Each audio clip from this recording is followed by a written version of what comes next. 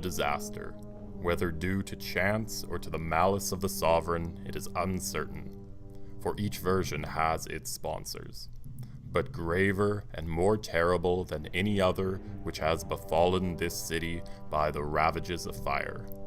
It took its rise in the part of the circus touching the Palatine and the Caelian hills, where, among the shops packed with inflammable goods, the conflagration broke out, gathered strength in the same moment, and, impelled by the wind, swept the full length of the circus.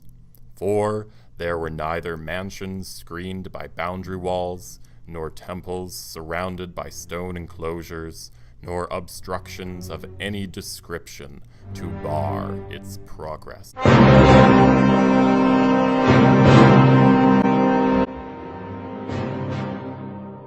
With these words, Tacitus, writing in the late 1st or early 2nd centuries CE, describes the destruction of the Great Fire of Rome, a city packed with people who both depended on fire for essential aspects of life, as well as dealt with the eventuality of uncontrollable flames. Disasters like this were a product of the ways in which the Romans designed their cities. Nevertheless, they learned how to live with this reality and became adept at responding to the fires, while at the same time, perhaps unknowingly, became themselves guided by the outcome of fire in Rome. By using fire as a lens, we can better understand the cyclical relationship between the people who built the city and the city that shaped the people.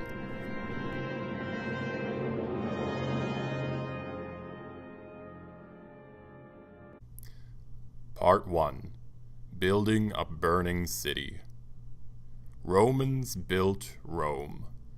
It is by looking at the ways they designed, constructed, and organized their city that we can see how their urban habitat was primed for fire. As Marshall said, fire was a calamity but too frequent in this city. As the population of Rome increased throughout antiquity, the housing of so many people was built quickly and densely so as to pack as many people as possible into as small a space as possible. A large majority of the people of Rome were thus housed in several stories high insulae, equivalent to modern apartment blocks, which contrasted the large palatial homes of the highest echelons of society. The ground floors of such buildings were typically used for shops and restaurants, while the upper stories were living quarters.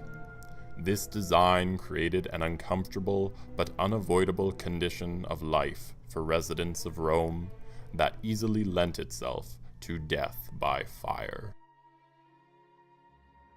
Smoke is pouring out of your third-floor attic above, but you know nothing of it.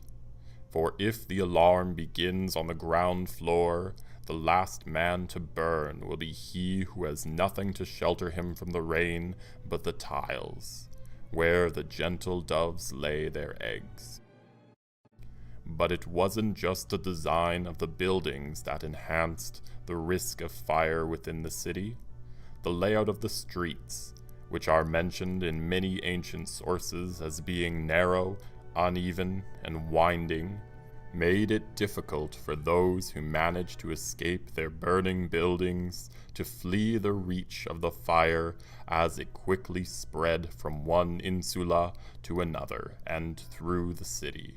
The people of Rome were thus familiar with such fatalities as the conflagration and the collapse of buildings owing to their being too massive and close together. Not only was the layout of the city conducive to the spread of fire, but the materials which were used to construct both private and public structures were known to be susceptible to flames. Wood, an obviously flammable material, was used extensively in building the frames of structures. increasing the odds of fire catching and spreading rapidly through the city. Even stone and concrete structures used wood to enhance the primary structures in the form of roofs, doors, stairs, and furniture within households, further increasing the risk to those who lived within. And for more grand structures, such as amphitheaters, temples, and other monuments, the building material of choice was travertine. Although it wouldn't catch fire independently, travertine was quick to crumble in larger fires, heightening the damage done to the city. Ancient granaries may be used as a case study to highlight when Romans did employ fire prevention. Measures were taken to ensure that granaries would be made as fireproof as possible because they housed a considerable portion of the urban food supply. In the port city of Ostia, there was a special guard called the Vigiles, essentially a police force which patrolled the city at night, who were tasked with putting out fires and thus defending the Roman food supply from conflagration. The dry grain kept within such buildings could go up in flames in a second in the right conditions. As such, it was more important that the space surrounding granaries was protected from fire than other regions of the city. Although fires that consumed entire insulae were fatal, in the event of the destruction of a granary, the effects would be felt at the core of Roman society. This demonstrates how Roman urban design could be influenced more by social factors, such as food supply and imperial patronage, than strictly by ideas of fire prevention.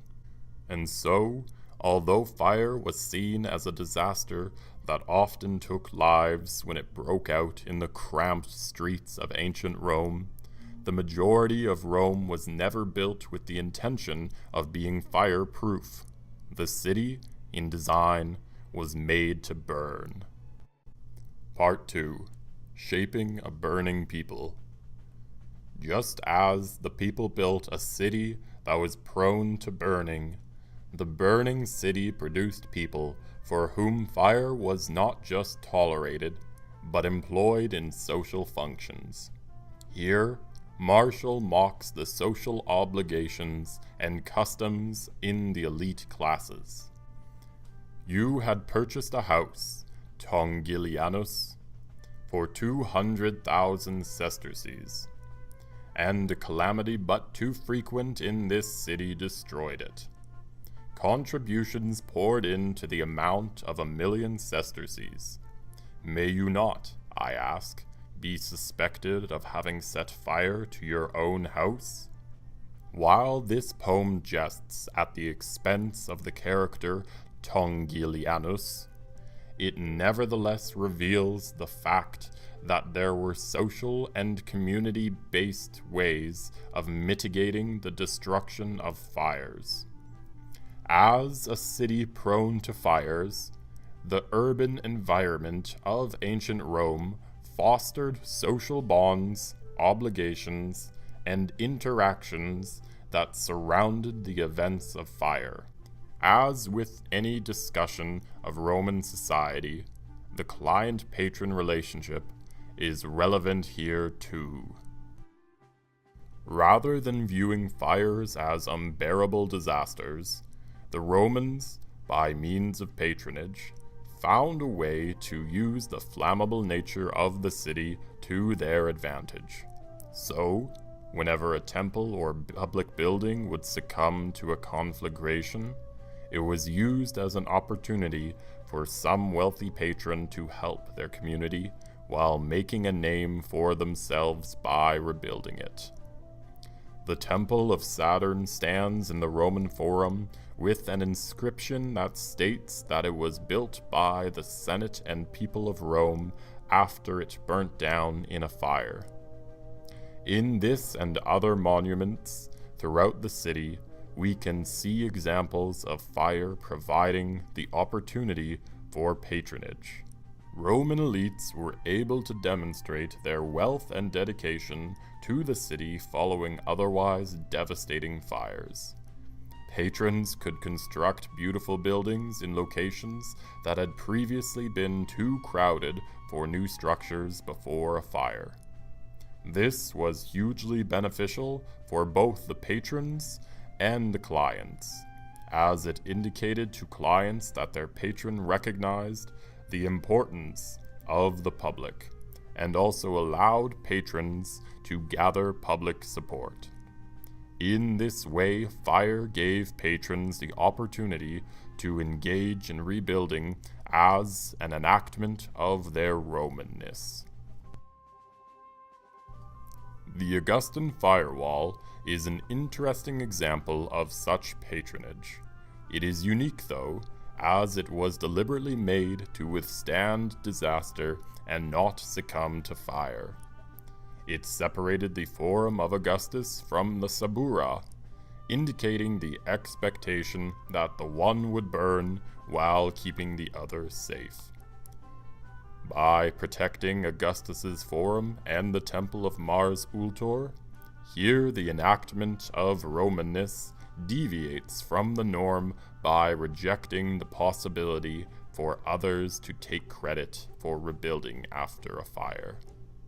Thus, this unique firewall demonstrates that Augustus did not want his forum to simply be a public place, but a public place that was loyal to his name and his patronage.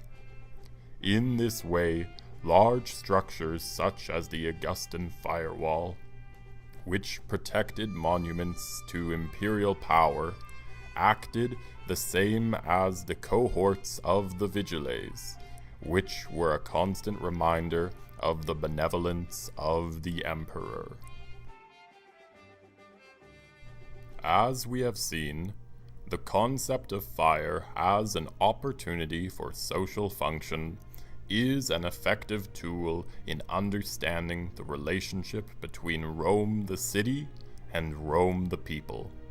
Although the obvious effects of fire on a large, dense population should be devastating and tragic, the ancient Romans found a way to deal with the fire and use it for their advantage, being guided by fires over time from devastation to commemoration. They constantly rebuilt the city over the ruins of preceding generations, creating monuments to their own ages that were not necessarily designed to last. Thus, the cycle of regrowth through instability in Rome was perpetuated through antiquity in the midst of calamity but too frequent in this city.